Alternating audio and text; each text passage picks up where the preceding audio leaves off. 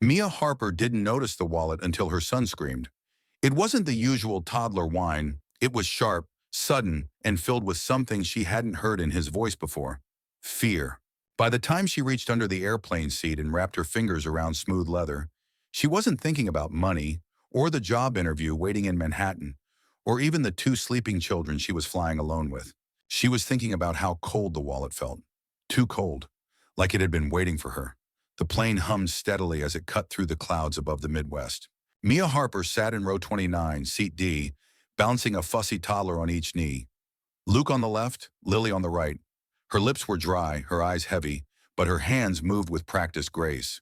She handed Lily a juice box, coaxed Luke to stop kicking the seat in front of them, and whispered, "Almost there, babies. Just a little longer." She hadn't slept more than 3 hours the night before. Getting to the airport on time had meant walking 2 miles in the dark with the twins bundled up in blankets. The cab had refused to pick them up from the shelter, and the city bus didn't run that early. But now, finally, they were in the air, and Mia was clutching hope like a lifeline. New York, the interview, one chance to start over. She had a name and a company, Delos Tech, and a receptionist who had sounded skeptical but gave her a time slot anyway. She'd applied to over 40 positions in the last 2 months. This was the only callback. "Mommy!" Luke cried suddenly, pointing at something beneath the seat in front of them. "I see it, baby," she murmured. His little plush fox had slipped out of his hand and under the row. Mia shifted, trying not to disturb the man next to her, and knelt down on the cramped cabin floor. She reached far, brushing her fingers across the grimy carpet until she felt fabric. But her hand also grazed something else, something smooth, square, and cold. She pulled out the plush toy first and gave it to Luke, then hesitated. She looked under the seat again, and this time reached deeper. Her hand closed around a leather wallet, black, worn but expensive. She blinked in confusion, glanced up the row. No one seemed to be searching for anything. She lifted it into her lap and opened it cautiously. Inside were a platinum credit card, a New York driver's license with a clean-cut man's photo, a wad of $100 bills, and a small, odd device wedged in the billfold. It was the size of a car key, silver, with a blinking red light. Mia frowned. She looked again at the ID. Grayson T. Hunter. Her eyes widened. She knew that name. It was on the letterhead of the email she'd received from Delos Tech, the man whose company she was interviewing with, the CEO. Was this his wallet? Her heart began to race. What were the odds? She looked around nervously, unsure what to do. The money could have fed her kids for weeks. The card, untouchable. And that device, what was it? She considered handing it to the flight attendant, but something stopped her. Not fear exactly. Instinct. The feeling that she was suddenly in the middle of something much larger than herself. Luke tugged at her shirt. "Juice gone, Mommy." She handed him a bottle of water, her eyes still on the wallet. She could have left it there, could have said nothing, could have even kept it, though she knew she wouldn't. Instead, she whispered to herself, "Do the right thing." And she held it tightly, waiting for the plane to land, not realizing that eyes were already on her, and that this small act of honesty would change her life forever. Grayson Hunter sat in seat 2A, sipping black coffee from a ceramic cup, while pretending to skim through a quarterly report on his tablet. In truth, he hadn't read a word. His eyes flicked up every so often toward the rear of the plane, his thoughts a mile away, though not in the clouds. He had agreed to this little experiment grudgingly, a behavioral study proposed by one of Delos Tech's ethics consultants. Plant a decoy wallet containing a mock device on a commercial flight and observe if any passenger would return it. Not exactly his style, but Grayson had approved it for one reason. He needed something, anything, to remind him that decency still existed in the world. The woman they had chosen as the subject had come up in a random ethics sweep, flagged by some low-level HR AI. Mia Harper, mother of twins, survivor of domestic abuse, applying for a minimum wage office assistant job. Nothing extraordinary on paper, but something about her application, handwritten cover letter, no excuses, just facts, had struck a chord in him. He had asked to be on the same flight. The wallet was supposed to be a prop. The device inside it a dead dummy, a fake transmitter, harmless. There were no real stakes. At least there weren't supposed to be. Then his phone buzzed, not the one the company issued, the secure one. He felt the chill before he even unlocked it. A message glowed on the black screen, encrypted and urgent. Wallet compromised, foreign signal detected, device live, extraction recommended, target, you. Grayson's throat tightened. He stared at the message, unmoving. There was no code word to suggest it was a drill, no secondary ping. This wasn't a simulation. This wasn't the experiment. He looked up sharply toward economy class. She had found it. Mia Harper. The woman with the soft eyes and tired posture, holding a toddler on each hip like armor. She was clutching the wallet in her lap. His stomach dropped. He stood, leaving the report and coffee behind. A flight attendant gave him a curious look, but he brushed past with practiced ease. He didn't run, but every step felt like a countdown. Row 29. She noticed him coming, her eyes lifted to meet his. Cautious, but not afraid. Not yet. "Excuse me," he said, forcing calm into his voice. "I believe that wallet might be mine." She blinked, glanced down, then held it up but didn't hand it over immediately. "There's something strange inside," she said quietly. "A blinking device." "I didn't touch it." He reached out gently. "I know. You did the right thing." Their fingers brushed for a fraction of a second as he took it. He didn't even wait to return to his seat. Instead, he turned, walking swiftly toward the front, the weight of the wallet suddenly leaden in his hand. He ducked into the lavatory, locked the door, opened the wallet, and saw it. The blinking had changed. It wasn't red anymore. It was pulsing white. His hands moved without thought. He took out his phone again and snapped a photo, ran a scan. The response was instant. Proximity trigger active. Targeting biometric signature. 90-second window. A trap. DeLoss Tech's own mock-up had been swapped for a real device. Coded to him, which meant someone wanted him dead. And Mia Harper, this poor, exhausted woman, had unknowingly picked up the detonator. His mind raced. He splashed water on the device, smothered it in his hand towel, wrapped it tight. The light dimmed. He exhaled sharply, heart hammering. Not here, not now. He stared at his own reflection in the mirror. Sharp jawline, graying at the temples, eyes that hadn't truly rested in years. Someone had gotten close. Close enough to turn a staged morality test into an assassination attempt. And somehow, she, Mia, had stepped right into the middle of it. Not by design, just by being decent. That realization hit him harder than any data breach ever had. He would have to act fast, and not just to save his own skin. Because in that moment, one thing became excruciatingly clear. Whoever had done this hadn't planned for honesty. Grayson returned to the cabin with the calm of a man used to hiding fire beneath skin. He moved with purpose, shoulders squared, expression smooth, but his thoughts churned like a hurricane. There was a bomb, had been a bomb in that wallet. Real, intelligent, proximity triggered, designed to activate when he touched it. Someone knew his habits, his fingerprints, his vulnerabilities. But that woman, Mia Harper, she'd disrupted everything. She was sitting exactly where he left her, comforting her daughter now, whispering gently into the girl's ear. Grayson stood a few feet away and watched her, unnoticed. She had no idea she had just saved his life. No idea what she'd been holding in her hands only minutes ago. He stepped forward, lowering his voice. "Miss Harper?" She turned. Her eyes scanned his face, calm but curious, as though she wasn't sure if he was friend or threat. "I want to thank you," he said. She tilted her head. "For what?" "For your honesty." He gave a slight smile. "You could have kept it." She shrugged, voice quiet but firm. "I don't take what isn't mine. My kids are watching." He glanced at the boy, Luke, now leaning on her arm, half asleep. The girl was still curled into her side. "How old are they?" "Just turned 2 last week." "You're flying alone with 2 toddlers?" he asked gently. "Yeah," she said, not apologetically. "No choice. I've got a job interview." He knew that already. He nodded, as if it were news. She hesitated. "You said the wallet was yours." "Yes." "There was something inside," she added, lowering her voice to a near whisper. "I didn't touch it, but it didn't feel normal. Looked like a tracker or something military." Her instincts were sharp.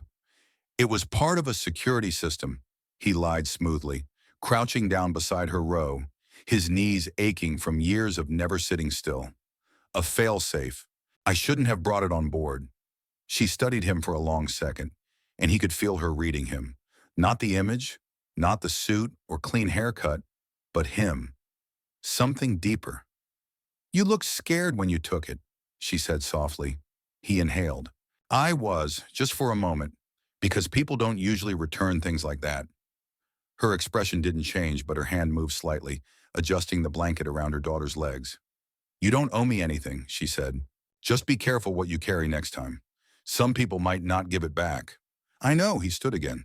But before walking away, he leaned in just enough to say, if you notice anyone watching you when we land, if anything feels off, don't ignore it. Go straight to a crowd. Find security. Her eyes widened a little. Why? Is something going on? He shook his head, not to deny it, but to stop the questions. Just intuition. And then he left her there, staring after him, her mind beginning to piece together a much darker picture than the one she boarded with. He took his seat again in 2A, the hum of the engine suddenly louder than before. He turned his phone off completely. Whoever had tried to kill him was watching, probably even now. But they had failed, because a single mother from Ohio with 2 screaming toddlers and a backbone of iron had done what they didn't expect.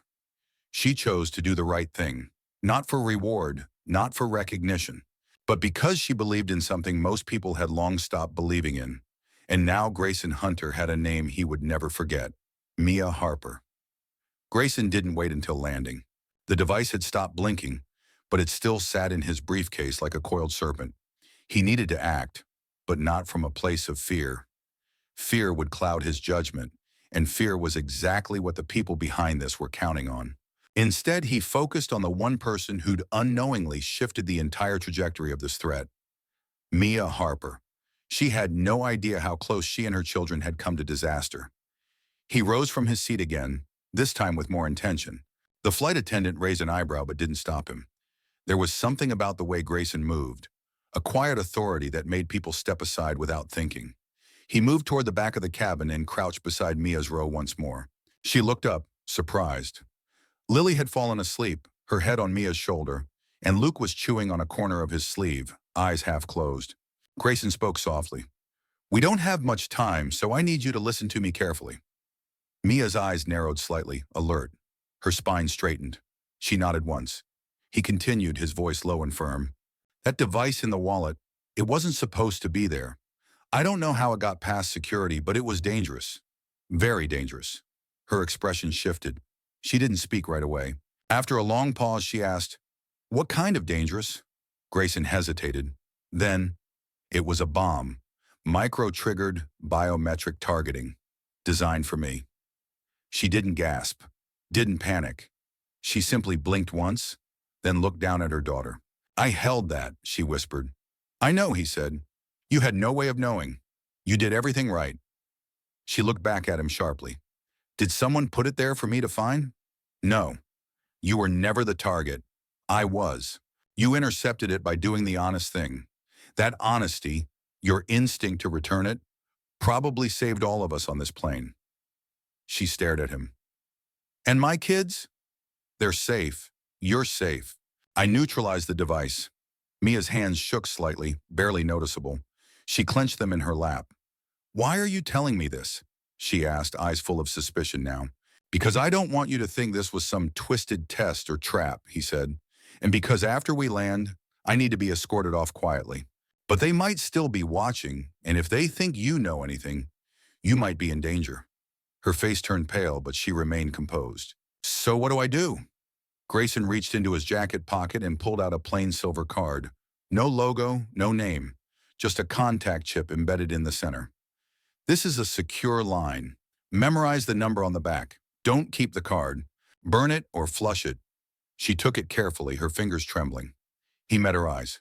If anything strange happens in the next few days, if you see anyone watching you, or if anything feels wrong, you call the number. Immediately. Mia nodded once, tightly. Why would anyone want to kill you? He gave a hollow smile. Because I stopped making the money. She didn't press further.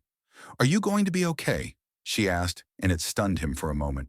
Her concern was real, unguarded.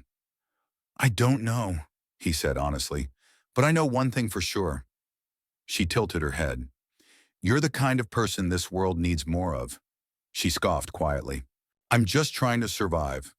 Sometimes, Grayson said, standing again, survival is the most radical form of integrity. He turned to walk away but stopped after 2 steps. He didn't look back when he spoke next. You should come to your interview, he said. Show up. No matter what. And with that, he returned to the front of the plane, leaving Mia with a silver card in her hand, her heart pounding, and a growing sense that her life had just split into 2 timelines. The one before this flight and everything after. The wheels touched down on the JFK runway with a jolt, and the plane let out a long, metallic groan as it slowed. Mia's heart had been beating steadily harder the closer they came to landing. She held her children close, Luke drowsy but alert, Lily still asleep against her shoulder. The silver contact card was no longer in her hand. She had memorized the number, then torn the card into tiny pieces and flushed them in the lavatory 10 minutes earlier, just like Grayson had told her. Her mind was spinning. A bomb. On a plane. In her hands. She looked down at her palms, as if they might still carry the weight of it. She'd touched something meant to kill a man. She'd held it in her lap while comforting her children. But what haunted her more than fear was the chilling quiet of it all. No alarm, no evacuation, no headlines.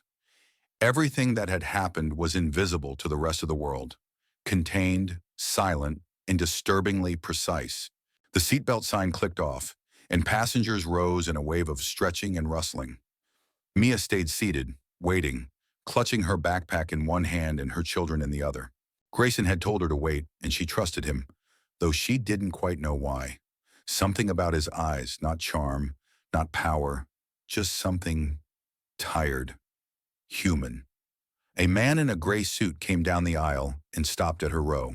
His expression was unreadable. Miss Harper, he said politely, please remain seated until all passengers have disembarked. She nodded once, not speaking. The man waited, arms crossed, as the cabin slowly emptied. Grayson was already gone. He hadn't even looked back. It was better that way, she supposed, safer for both of them. After the last passenger stepped off, the suited man gestured. Follow me. Mia gathered her things, balanced Lily on one hip, and held Luke's hand as they stepped off the plane and into the jet bridge. A different flight attendant, one she hadn't seen before, smiled at her nervously but said nothing. They exited through a service door that led not into the main terminal, but a quiet, windowless hallway. 2 more men waited there, one holding a tablet, another wearing a simple black coat and earpiece. None of them looked like TSA. This way, the man in gray said, leading her to a small room that resembled a VIP lounge stripped of all warmth. Leather chairs, a water cooler, nothing else. I'm not under arrest, am I? She asked quietly, trying to keep her voice from trembling. No, the man said almost gently. You're safe. Mr. Hunter asked us to escort you out discreetly, for your protection. From what? She asked. The man didn't answer. Instead, he held out a folder. Inside was a printed map of New York City, a Metro card, a preloaded debit card, and a check. Mia stared at the check. $10,000. Signed, Grayson T. Hunter. No, she whispered, trying to hand it back. I didn't do this for money. He knows, the man said, but he wants you to have it anyway. Think of it as a thank you, not a transaction. Tears stung at the corners of her eyes, but she blinked them back. Is he okay? He's alive, the man said. That's more than whoever planted that device intended. She swallowed hard. What happens now? You go to your interview, he said. You do exactly what you planned to do before you ever stepped on that plane. He handed her one final envelope. The letterhead was familiar. Delos Tech, Office of the CEO. Her name was printed at the top. Below it, in clean, unembellished font, welcome to the Delos Tech Corporate Residency Program. Start date, Monday, 9 a.m. Position, Executive Administrative Trainee, Fast Track Development Track. Reporting to Office of the CEO. She stared at the page, disoriented. But I didn't get the job yet. The man offered the smallest smile she'd seen all day. Yes, you did. Mia sat down slowly in the nearest chair. Luke climbed onto her lap, and Lily stirred, rubbing her eyes. She wasn't sure if she should cry, laugh, or run. Everything in her life had changed in 24 hours, and it hadn't been magic or luck that did it. It was honesty, a choice, a small one in the grand scheme of the world. But it had cracked open a future she hadn't dared to imagine. And for the first time in a long, long time, Mia Harper believed in something again. Possibility. 3 months later, the rhythm of Mia's life had changed so completely that sometimes she woke in the middle of the night, certain she'd only dreamed it all. But the warm hum of the apartment's central heating, the quiet breathing of her children in the room next door, and the blinking lights of the baby monitor reminded her. This was real. She wasn't in a shelter anymore. She wasn't running. She had built something. Something safe. By day, she worked at Delos Tech headquarters on the 39th floor. A floor she'd once imagined was reserved for people who only existed in movies. Now she had her own desk, a key card, an assistant badge with her name and picture. She was still learning how to walk confidently into boardrooms where conversations happened in terms she had to scribble down and look up later. But she was learning fast, faster than anyone expected. She wasn't just efficient. She was sharp, focused. She had an instinct for patterns, for spotting things that didn't line up, be it in scheduling, security protocols, or interpersonal dynamics. She didn't speak often in meetings, but when she did, the room went quiet. People started to notice. And so did Grayson. He hadn't spoken much to her after that day at the airport. He was a ghost at first, visible only through brief glances, email instructions, and the occasional forwarded article with no context but a single-word subject line. Thoughts? But she felt his presence more than she saw him. Then one rainy Tuesday, she walked into the executive elevator and found him already inside. Alone. She hesitated. He looked up from his phone, and for the first time in weeks, their eyes met. Not through glass, not across a boardroom, but directly. Human to human. "Mia," he said, nodding once. His voice was quiet, softer than she remembered. "Mr. Hunter," she replied, stepping in, unsure where to stand. "You can call me Grayson." The doors closed. They began their ascent. The silence between them wasn't uncomfortable, just full, like something had been waiting. He finally spoke. "You've done well." She gave a small smile, hands clasped in front of her. "I haven't gotten fired. That's a win." He smirked faintly. "You've rewritten half of the procurement protocols. That's more than most of my directors do in a fiscal quarter." Mia's cheeks warmed, but she kept her tone measured.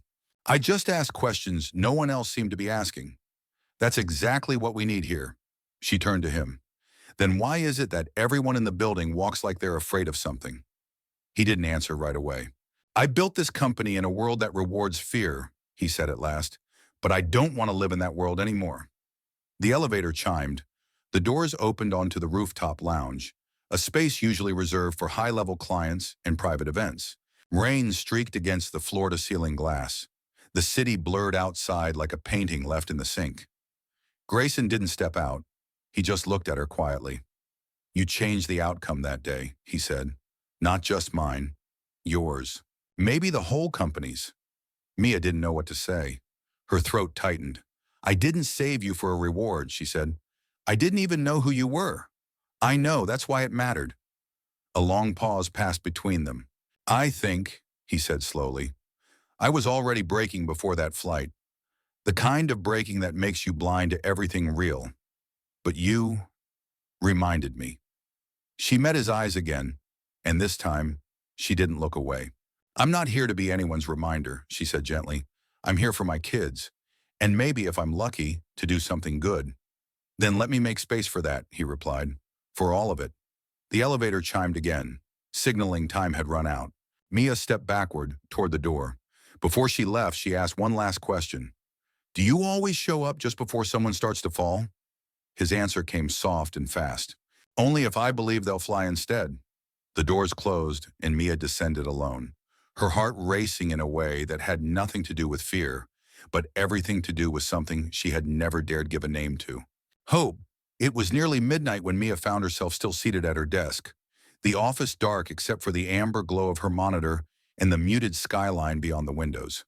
The others had gone home hours ago, but she'd barely noticed. Numbers scrolled across her screen. Internal audits, procurement chains, flagged payments.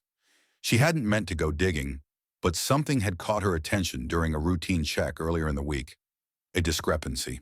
A payment routed through a ghost subsidiary in Zurich. It looked like nothing at first, but tonight, after hours of cross-referencing and pulling old files, it didn't look like nothing anymore. It looked like a pattern. And that pattern traced back to a weapons contract. One Delos Tech had supposedly cut ties with nearly 2 years ago. One that involved biometric targeting. One that matched the very design of the device she'd held on the plane. Her fingers hovered over the keyboard, her heart thudding. She could close the file. She could walk away. This wasn't her job. She was an assistant, not an auditor, not a whistleblower. But if she didn't do something, who would? She printed the report, tucked it into a folder, and left her office with it in hand. Grayson's suite was dark, but the light beneath the door was on. She hesitated before knocking. "Come in," his voice called, before she even touched the wood. She stepped in slowly. He sat at his desk, jacket off, tie loose, sleeves rolled. He looked up at her and saw immediately that something was different. "You found something," he said, not as a question. She closed the door behind her and placed the folder on his desk. "Someone kept the contract alive," she said. "The targeting tech. It's still moving through shell companies, quietly. Someone made sure it stayed buried." Grayson didn't touch the folder. "Not yet." "I shut that project down," he said, voice steady. "I gave the order. Personally." "I know," she said, "which means someone did this behind your back." A silence passed between them, thick and electric. "If this gets out," he said half to himself. "It already happened," she interrupted. "One of those devices made it onto a commercial flight. Into my hands with my kids beside me. That landed like a strike." His jaw clenched. He leaned forward and opened the folder. He scanned the documents in silence, his expression hardening with each line. When he looked up again, there was something new in his eyes. Not fear, not anger. Resolve. "Thank you," he said, "for bringing this to me." "I didn't know if I should," she admitted. "I didn't know if you already knew. Or if this was the part where I realized I made a mistake trusting you." Grayson stood and walked to the window. The rain had stopped, and the city lights shimmered across the glass. "I've done things I'm not proud of," he said. "When I was building this company, I justified everything. Every deal, every risk. I told myself it was temporary, necessary. But power has a way of hiding the lines between necessity and convenience. And sometimes, you don't realize you've crossed them until you're standing too far from where you started." She stepped closer, quietly. "You still have a choice," she said. He turned to her. "So do you." They stood in the soft quiet of the office, the truth between them like open flame. Mia had never been someone to play with fire, but she also wasn't someone who ran from it anymore. "If I help you clean this up," she said, "if we pull this all into the light, you might lose everything." "I'd rather lose everything," Grayson said, "than keep building on rot." A long moment passed. She nodded. "Then I'm with you." He didn't smile. He didn't thank her. He just breathed, like something heavy had finally lifted off his chest. And then, very softly, as if it had been waiting there in the room all along, he said, "I should have died on that plane." She looked at him. "But you didn't." "No," he said, eyes fixed on hers, "because you were there." This time she didn't look away, and neither did he. A year passed. It began with audits, quiet firings, and sealed board meetings. Grayson had launched a full internal investigation, personally dismantling every shadowed corner of Delos Tech that had once gone unexamined. There had been resistance, veiled threats, legal pressure, even anonymous letters that appeared on his desk with messages like, "This will end you." But it didn't. It changed him. Mia stood beside him through it all, not as a token assistant or a silent supporter, but as something far more dangerous to the old guard, an ethical conscience with teeth. She combed through contracts, uncovered illicit deals, and gave names to whispers. Grayson gave her space to speak in rooms that had never made room for voices like hers before. They made enemies, but they also made something else: reputation. Public respect grew around the company in a way it never had when Delos Tech was only known for sleek weapons and defense algorithms. They launched an entirely new division focused on social safety technology, Non-lethal security systems, predictive protection tools, shelters equipped with AI threat detectors for women and children fleeing abuse. Mia named it the Phoenix Initiative, and she became its director. On the anniversary of the flight that changed everything, they held a press conference at Delos Tech's Innovation Center, now renamed the Harper Hunter Complex. Mia hadn't wanted her name on the building. Grayson insisted. She stood behind the podium that day in a dark blue suit. Her voice was calm, clear, and carried across every network, live streamed to over 1 million viewers.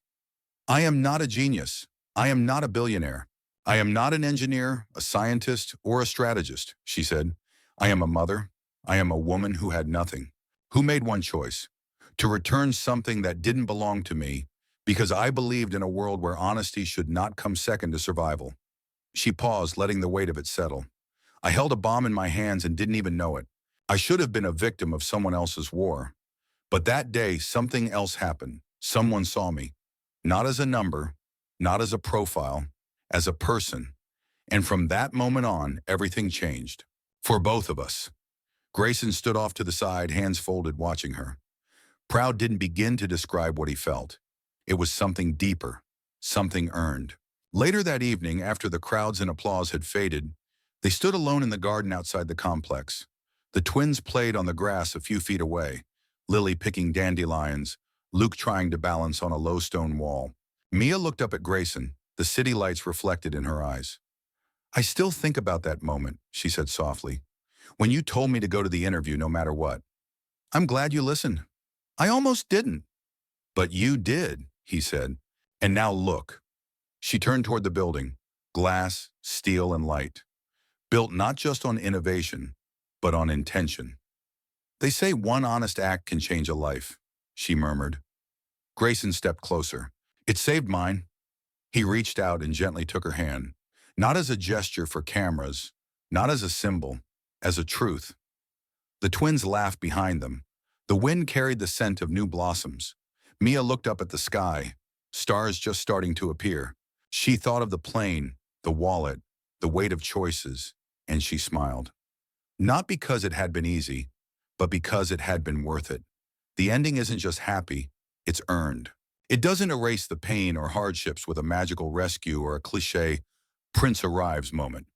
Instead, it honors the journey of the protagonist. Mia doesn't receive everything because she's lucky. She receives it because she chose to do the right thing when it was hard, dangerous, and gave her nothing in return. That conscious choice to stay honest in the face of survival is what makes her a hero, not a victim. Grayson, in turn, isn't a typical billionaire savior. He's a man who was once complicit in a system that nearly destroyed him. He doesn't save Mia. She saves him, not just from the bomb, but from himself. Their connection isn't built on romance alone, but on shared survival and mutual recognition. She reminds him of who he could have been, and he gives her the space to become who she already is. The ending is shocking in a quiet way. It shows that simple goodness, honest action, can collapse entire structures of deception. That the choice of an ordinary person can save not just lives, but souls. This isn't a story about fate rewarding virtue. It's a story about how virtue rewrites fate.